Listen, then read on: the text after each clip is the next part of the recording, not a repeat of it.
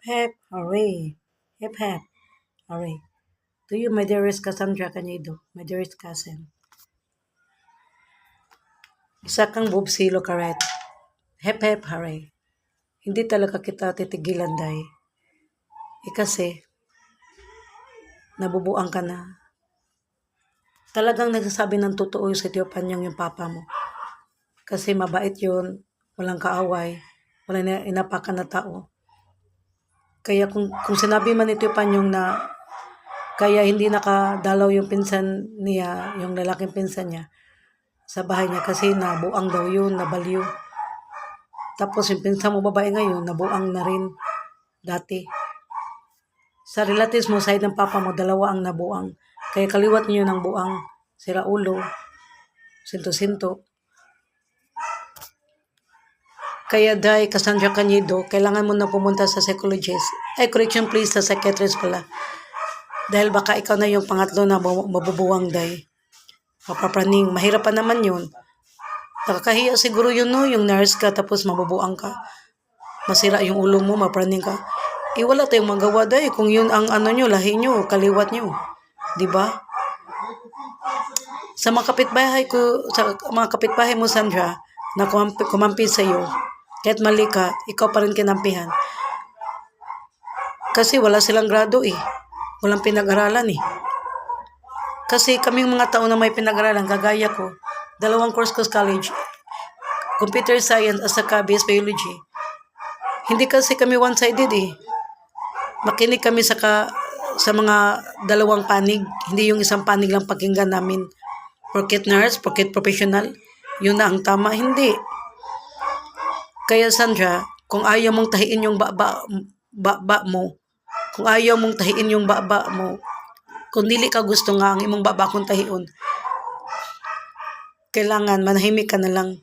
Hindi kung ano-anong sinasabi mo tungkol sa akin, tungkol sa kapatid ko si Marie Chris. Kahit pinsan tayo dahil wala kang right na saktan ako or saktan si Chris or sino man sa pamilya ko. Dahil lalaban talaga ako hanggang sa uli. Inumpisahan mo eh, kaya tatapusin ko. Inumpisahan mong laban, kaya ako ang tatapos. Ha? Alam mo, napakasama mo. Ay, ang puso mo, pusong bakal. Tapos ano? Ang puso mo, pusong bakal, pusong bato, pusong puthaw. Alam mo, namatayan kami ng ina last September 13 at 3 p.m. Alam mo, December 24, umiiyak ako. Umiiyak talaga ako ng lubusan. December 28, birthday ko, umiiyak talaga ako. Sa January na lang hindi ako umiyak sa New Year kasi masama daw umiyak sa New Year. Pero sa January 3, umiyak talaga ako.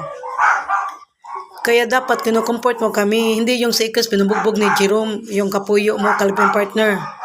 Hindi yung pinagsalitaan mo kung masama at saka si Chris pinabintangan mo kami kung ano-anong masasakit at masamang salita. Cassandra Canedo, dapat sa pinsan magmahalan, magtulungan at saka sila, yung bang magsama sa hirap at ginawa. Hindi yung ilaglag mo kami 2 i-Chris. Traidor ka, isa kang traidor. Hindi ka dapat tularan. Dapat sa iyo ay bugnoon na mundo ang i-Chris, tabang bugno para maliksyon ka sa imong sayop. Dili kay professional ka, sakto ka, dili na mao.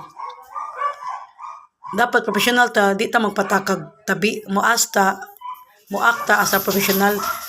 Lupig pa man ni way grado eh, walang pinag-aralan. Kay kibaw pa unsay right, unsay wrong. Dili para nimo nga pataka kag tabi imong istorya. Manang tagon jud ka bubsilo karit na luka na kay nabuang na ka. Wala na kay tarong pangisip.